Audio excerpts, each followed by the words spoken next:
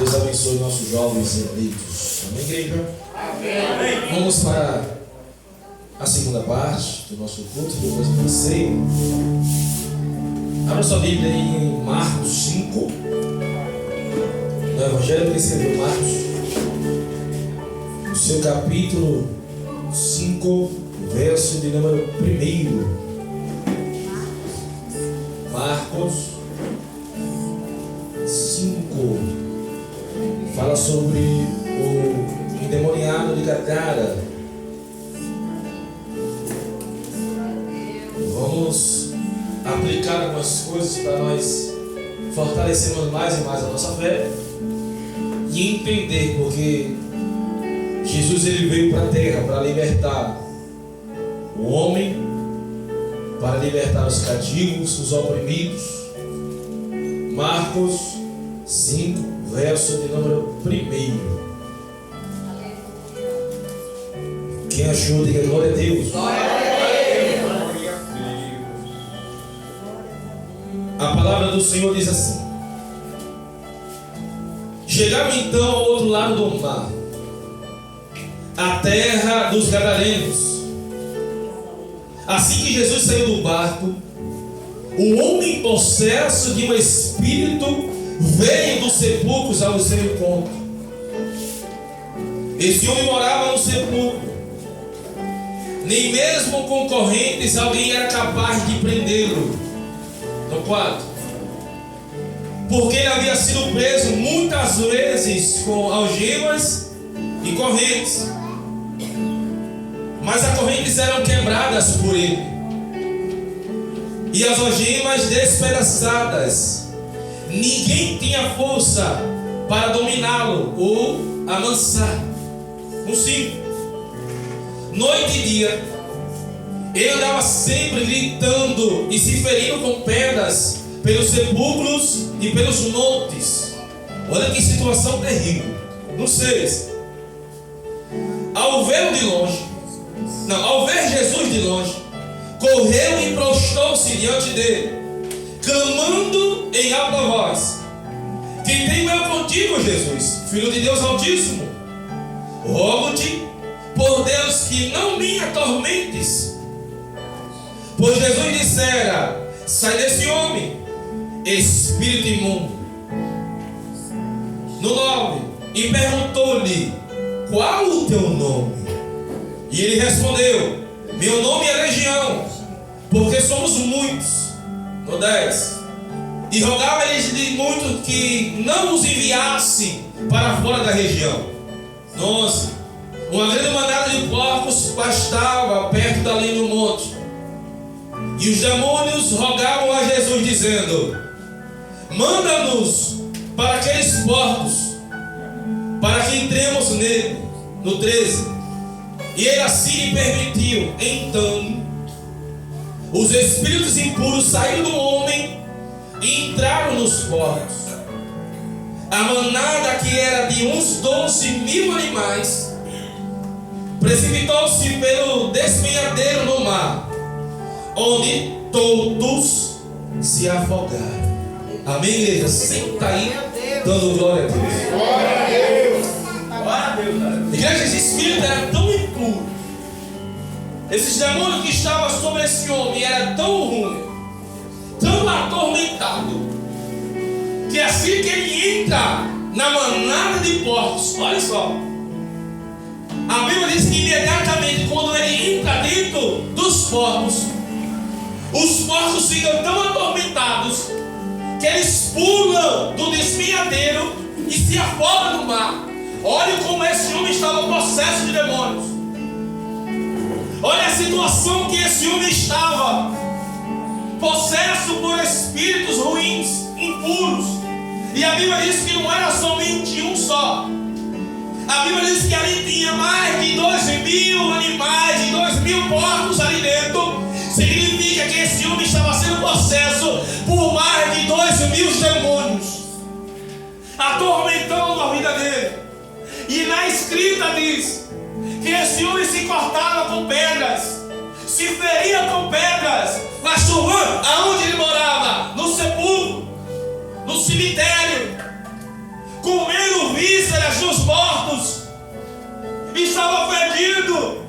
a Bíblia ainda diz assim que ele andava nu, atormentando as pessoas de dia e de noite, gritando em uma só voz, atormentando as pessoas. Não é esses demôniozinhos que você estende as mãos e você diz em nome de Jesus saia e ele imediatamente sai. Não. Aqui existia mais de 2.000 demônios dentro desse homem. Aí eu lhe pergunto, e a família desse homem? E a mulher desse homem? E os filhos desse homem? Nós temos que entrar dentro da mensagem aonde esse homem estava possesso do demônio, morando dentro do cemitério, morando dentro do sepulcro, se alimentando dos mortos, e a família que não podia encostar, e as pessoas que não podiam abraçar, e os amigos que não podiam apertar as mãos, e as mulheres que não podiam encostar, porque ele estava nu. Aí eu me pergunto, muitas das vezes nós queremos morar numa fazenda, numa casa de praia, mas esse homem, os demônios escolheu ele morar dentro do cemitério, aonde inala o odor, inala o fedor. Quem sabe esse homem estava vivendo de uma forma tão terrível que ele nem sequer conseguia dormir, meu pai, pelos demônios que aprisionavam esse homem, pelos demônios que estavam aprisionando a vida dele. Aí agora essa história, obreiro Juan, não começa em Marcos 5. Essa história não começa aqui. Essa história começa em Marcos 4, no verso de número 35. Abre aí rapidinho. Aleluia. Essa história vai começar no capítulo anterior, que diz assim: Jesus acalma a tempestade. No 35, tarde daquele dia, Jesus disse bem assim: passaremos para o outro lado. No 36, e deixando a multidão, eles o levaram consigo no barco. Quem estava com ele no barco? Os discípulos. Assim como ele estava, outros barcos o seguiam. No 37, levantou-se então um grande vendaval, e as ondas arremessavam-se contra o barco, de modo que ele estava quase inundando. No 38, Jesus, porém, estava na polpa do barco fazendo o quê? Dormir. Fazendo o quê? Dormir. Ainda. Então quer dizer que nem a tempestade tirou o sono de Jesus. Não, você não entendeu. Levanta a tua mão que eu já quero profetizar nessa manhã. Essa tempestade que está sobre a tua casa, sobre a tua vida, não vai deixar que você fique dormindo. Mas eu venho dizer algo da parte de Deus. Esse mundo tenebroso, os demônios que se levantaram contra a minha vida, contra a tua vida, não vai tirar o teu sono em nome de Jesus. A Bíblia diz no verso número 38 que Jesus estava dormindo, igreja. Olha que negócio engraçado. Quem gosta de dormir, levanta a mão. Ei, vice do negócio bom. Você está naquele problema terrível e você conseguir dormir. Você está naquela tempestade terrível. As aflições, as coisas de um lado para o outro. Problema com família, problema no casamento, problema na vida de você. Dormindo. Aí Jesus disse: ei, essa tempestade não vai deixar que eu venha tirar o meu sono. Aleluia. Aí diz assim, o verso número 38 ainda: ele estava dormindo sobre uma almofada. A minha Bíblia diz isso, eu não sei se a sua diz, que ele estava dormindo e tinha uma almofada do lado. Os discípulos despertaram Jesus e perguntaram: ô mestre, ô Jesus, o senhor não se importa não que perecemos? No 39, e levantou-se ele e o repreendeu o vento e disse ao mar: cala-te e aquieta-te. E o vento cessou e fez grande calmaria. Aleluia.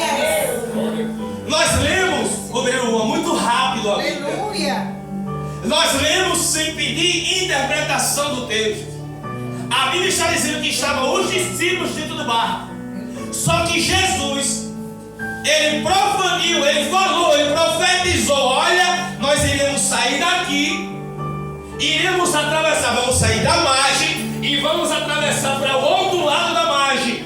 Os historiadores e aquelas pessoas mais estudadas dizem que de um lado para o outro dava mais ou menos 11 quilômetros de mar. Preste atenção. Da onde Jesus estava com os discípulos, aonde ele iria atravessar, o vento estava soprando sobre o barco, mas existia mais ou menos uma diferença de um lado para o outro de 11 quilômetros de distância. Só que aí o que vai me interrogar, que eu faço pergunta ao texto, é: peraí, Jesus estava indo para onde? Vocês são inteligentes. Para o outro lado. O que é que estava do outro lado? Vamos pregar para a igreja inteligente. Existia do outro lado o quê? Existia um homem que estava cheio de... E não era somente um demônio. Era quantos demônios? Mais de 2.000. O que é que eles vão fazer agora? Peraí. Jesus está indo para o outro lado da margem. Jesus está dormindo, descansando. Só que ele disse: olha, abriu a boca, nós iremos para o outro lado. O que é que o diabo vai fazer? Eu vou tentar impedir que ele venha para o outro lado. Quando eu li o texto e vi que Jesus repreendeu o vento, eu digo: peraí, esse vento aqui não foi ele que mandou. Esse vento aqui não foi Jesus que levantou de jeito nenhum. Porque se fosse ele não teria repreendido. Mas olha só como é gostoso a Bíblia. A Bíblia diz assim: os demônios estavam de um lado para o outro. Jesus veio e repreendeu. A mulher estava doente, o Senhor repreendeu aquela enfermidade e ela foi curada. Ou tinha uma mulher que falou com Paulo. Paulo disse: eu repreendo aquele espírito que estava dentro dela, saiu. Ou seja, nós só repreendemos aquilo que é do adversário. Jesus está dizendo: o vento, eu sei que você tentou me atrapalhar, eu sei que você tentou me impedir, mas eu estou te repreendendo agora em nome do Senhor Jesus. Quando Jesus repreende o vento, igreja, ele está dizendo para os discípulos: eu disse a vocês que nós iríamos para o outro lado e nós iríamos chegar. Levanta a tua mão que eu quero profetizar mais uma vez nessa manhã. O inimigo já sabe onde você vai chegar. O inimigo, nosso aniversário, já sabe, irmão Edson, aonde você vai chegar. Ele já sabe, meu irmão, onde você vai chegar. Ele já sabe, irmão Edson, onde você vai chegar. Ele já sabe, irmão Cíntia, aonde você vai chegar. Aí o vento está se levantando, aí a tempestade está se levantando, mas o meu Jesus de Nazareno está se levantando essa manhã para repreender essa tempestade em nome de Jesus. Ele já sabia que nós iríamos chegar do outro lado. Aí ele está dizendo assim: eu vou mandar uma tempestade. Mas só que ele não sabia quem estava conosco dentro da casa da oração. Ele não sabia quem estava com a gente nessa manhã, às 9h20, exatamente dentro da casa da oração samaritano. Aí Jesus está dizendo: calma, meu filho. Eu estava dormindo, eu estava com a minha cabeça no travesseiro, mas só basta eu me levantar para acalmar tudo. Aí você imagina a visão do diabo: eu vou tentar botar uma tempestade para impedir dele chegarem até o outro lado, porque eu sei quando ele chega, não tem diabo que fique. Ele já sabe. Só que aí nós precisamos ser sábio, inteligente. Pastor Mano, tem tempestade que vem sim para nos ajustar. Tem permissão dele. Mas tem momentos que não é ele. Você tem que entender isso.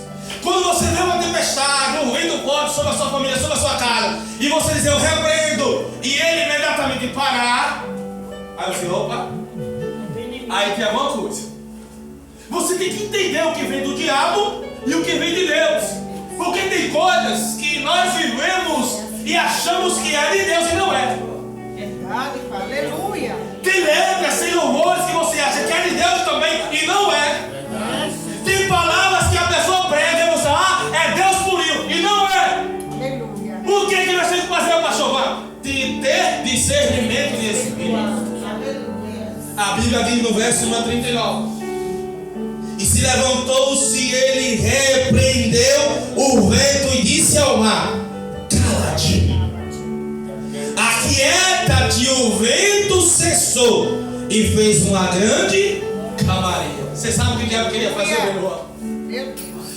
Fazer com que Jesus não chegasse do outro lado.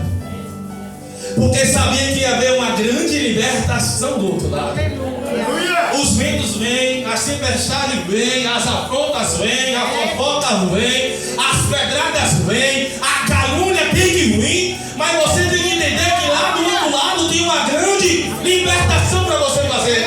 Tem um grande projeto de Deus no seu coração que Ele colocou para que você pudesse fazer. É por isso que o vento soprou, é por isso que os demônios estão se levantando contra você, é porque dentro daquela casa onde você vai tem libertação. Não é fácil para que as irmãs fossem lá no hospital visitar a Vitória. Não é fácil você estar dentro da igreja. Por quê? Porque o inimigo tem assoprado, o inimigo tem dito no varão, coloca contenda, coloca fofoca, coloca frieza. Por isso que você não consegue chegar. Mas nessa manhã Aleluia. o Senhor já quebrou tudo em nome de Jesus. O Senhor já acabou a tempestade, o Senhor já soprou o vento, o Senhor já trouxe calmaria em nome do Senhor Jesus. Glória a Deus, cara. Glória a Deus. 40. Então lhes perguntou: por que estáis tão amedrontados? Ainda não tem fé? Imagina os discípulos vendo as maravilhas, os milagres, os prodígios, as curas. E quando veio o momento de uma tempestade, ficam com medo. Sabe o que é que impede de você vencer? Diga, meu irmão. Sabe o que é que impede de você vencer? É o medo. Pode ter certeza. Quando alguém diz assim, olha, você vai segunda-feira, já estou profetizando no nome de Jesus, segunda-feira, você vai se apresentar num novo emprego. Aí você fica com medo, porque você nunca viveu aquilo. Olha, a partir da próxima semana você vai fazer isso, uma nova história. Você não, por quê? Eu tenho medo. Digamos que vou usar você, Vitor, Júlia. Aí Júlia diz assim, mano, eu vou viver uma nova história. Ah, mãe, como, filho? Você viveu do meu lado o tempo todo comigo, com seu pai. Mas, mano, eu decidi viajar para o Canadá. Só que aí a mãe vai dizer, não, filho, não vai não, porque ela está com medo dela se frustrar, dela errar. Mas o medo que ela tem pode impedir a vitória dela chegar. Só que muitas das vezes é assim também biblicamente. Os discípulos estavam com medo. Com medo do quê? Do vento que se levantou contra eles. E deixa eu dizer um negócio. Quando você tiver medo, muitas das vezes você tem que ter a convicção daquilo que Deus quer com você. O medo muitas das vezes é o diabo colocando em você. É um demônio dizendo, não vai não, porque se ele for, ele vai conseguir. Não vai não nesse projeto. Você vai perceber todas as vezes que você tem um projeto para fazer, para realizar. O diabo ele coloca o medo no seu coração. O diabo ele coloca um temor dentro de você. Não vai não faça isso não, porque não vai dar certo, você não tem dinheiro, a sua família não vai lhe apoiar, as coisas vão dar errado. Aí você dá realmente. Aí você já colocou dúvida. Realmente eu não vou fazer não. Acabou. É forte, Jesus. Mas se você conseguir se conectar com o papai, aí as coisas começam a fluir. Só pare durante 10 segundos se você tivesse parado no dia que você tivesse medo. No dia que você teve medo, no seu trabalho, no seu primeiro trabalho, no seu primeiro namorado, no seu casamento, se você tivesse medo, você não iria chegar onde você chegou hoje. Porque você ficou travado. Sabe o que a gente tinha lá? Do outro lado da margem existiam demônios.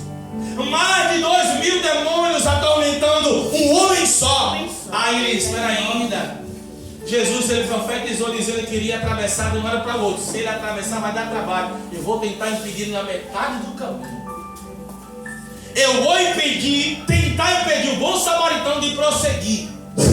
Eu vou colocar a tempestade. Eu vou colocar o vento. Só que aí no meio dessa tempestade existia alguém dormindo e que acordou e repreendeu mais o vento. Ele disse, peraí, vocês estão temorosos com esse vento que está soprando. Deixa eu te dizer um negócio. Quem foi que criou o mar?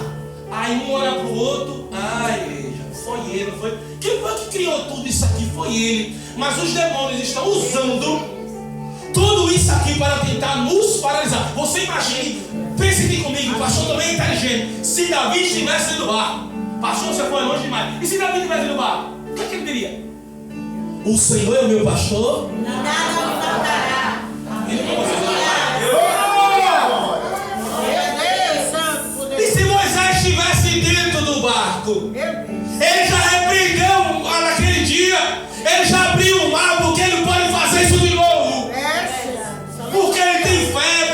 fé que convicção. Aleluia. E se tivesse um bom samaritano dentro da embarcação? Nós já vencemos tantas coisas, não vai ser esse vento que vai nos derrubar, vamos ficar todo mundo de pé. Quando ele chega do outro lado, a Bíblia diz, a minha Bíblia bem detalhada assim, quando ele coloca os pés, ele está dentro da embarcação, quando ele chega, a embarcação chega na terra, ele coloca só o pé. Sabe quem vem de frente a ele? O homem demoniado sai de dentro do sepulcro, do cemitério, fedido, sem roupa, e se prostra diante de Jesus. Esse homem que está se prostrando diante de Jesus, ele estava atormentando todo mundo. Está escrito na Bíblia. Ele estava atormentando todo mundo. Olha a pergunta que ele faz: Senhor, por que o Senhor veio virar para cá para me atormentar? Quem estava atormentando? Quem era que estava atormentando, igreja? Era ela que estava atormentando. Aí Jesus chega na terra dos Gadarenos. Quando ele chega, coloca os pés lá. Aí o demônio diz: o que é que você veio fazer aqui, né? Se prostra diante dele. Agora deixa eu fazer uma pergunta: como é que o demônio está se prostrando diante de Jesus? Eu vou ler para que vocês entendam bem com calma.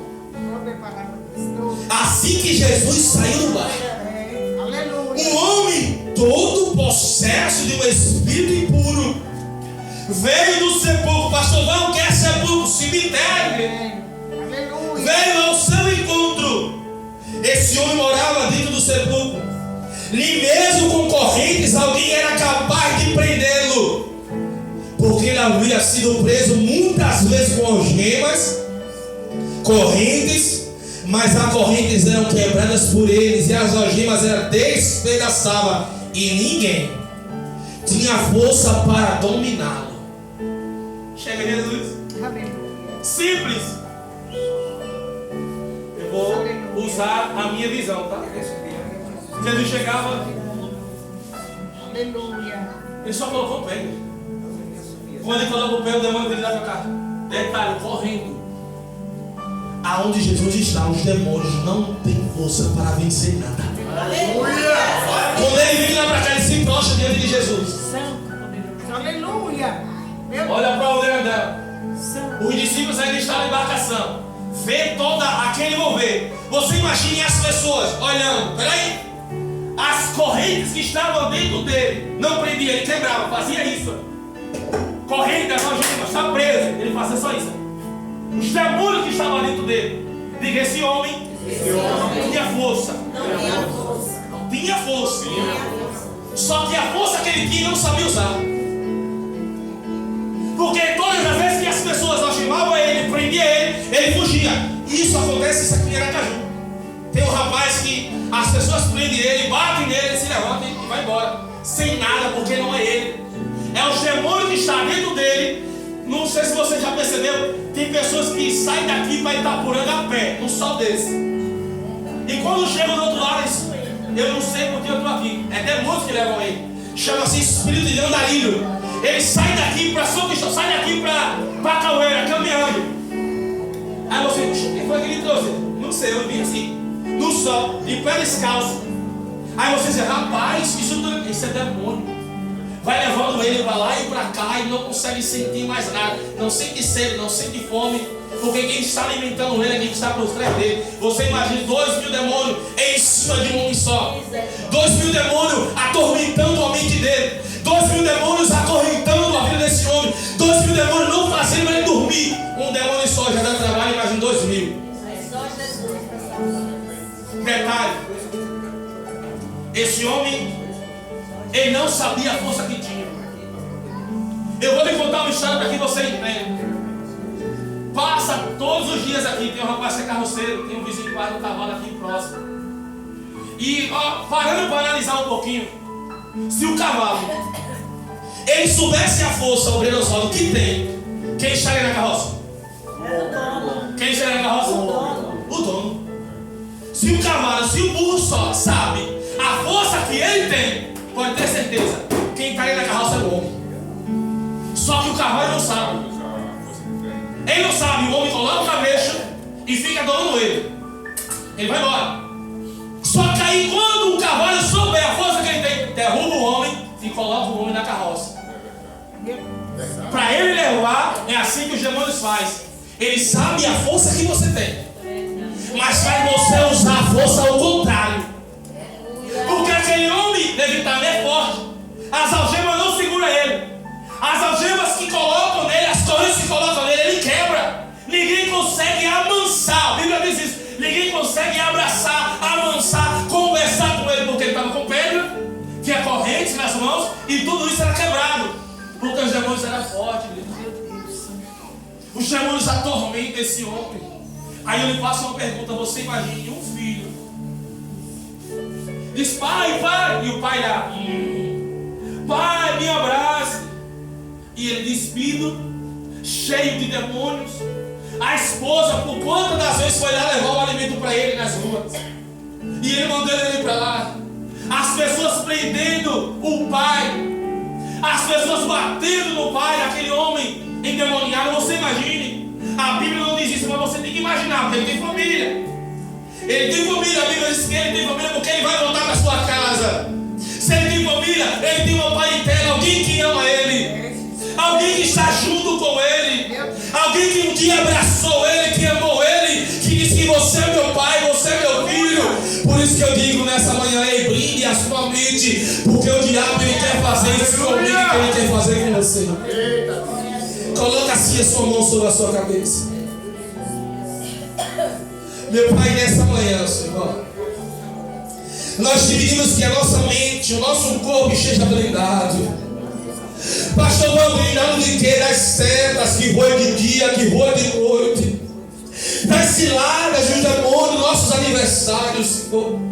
Esse homem, Deus, esse gadareno, meu Pai, estava possesso com mais 2.000 demônios no corpo dele. E as pedras que estavam sobre as mãos dele cortavam ele. Ele se feria com as pedras.